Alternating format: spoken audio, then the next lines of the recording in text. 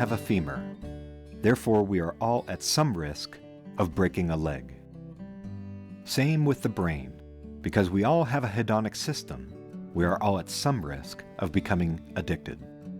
Some people, though, are more likely than others.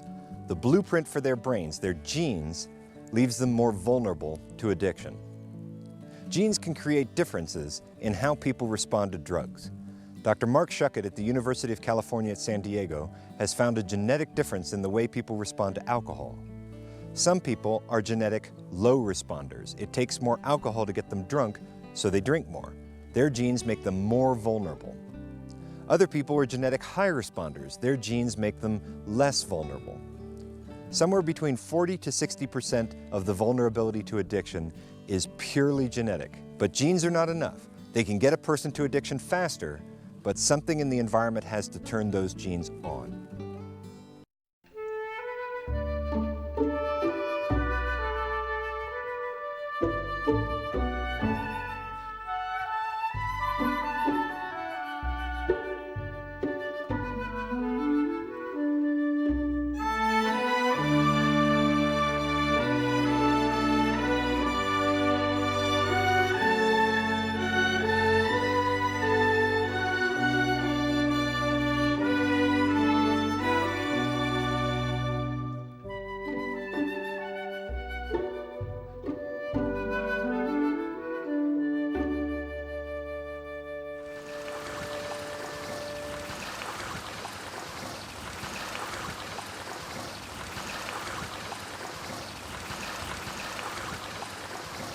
When it comes to facing environmental challenges, some people have resilient genes.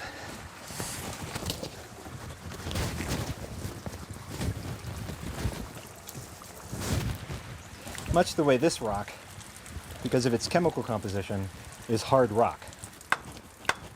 The water flowing over it barely dents its shape.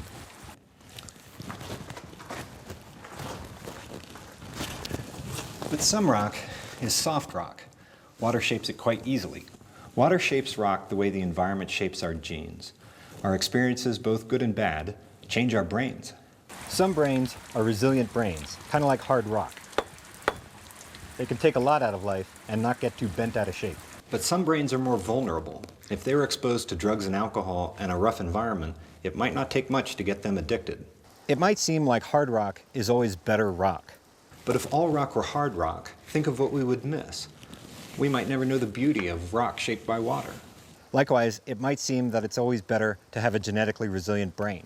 But if a person had the genes for addiction, became addicted and then recovered, well, that person adapted to the problems of life. Nature favors adaptations, sometimes over resilience. A parent with a strong family history of addiction might pass those addiction genes onto their child. But they pass on something else too. They pass on their sobriety. All the work that parent does to secure their sobriety, that benefit goes to their child. And so when their child goes out into the world, they don't go alone. They go with the parent's recovery.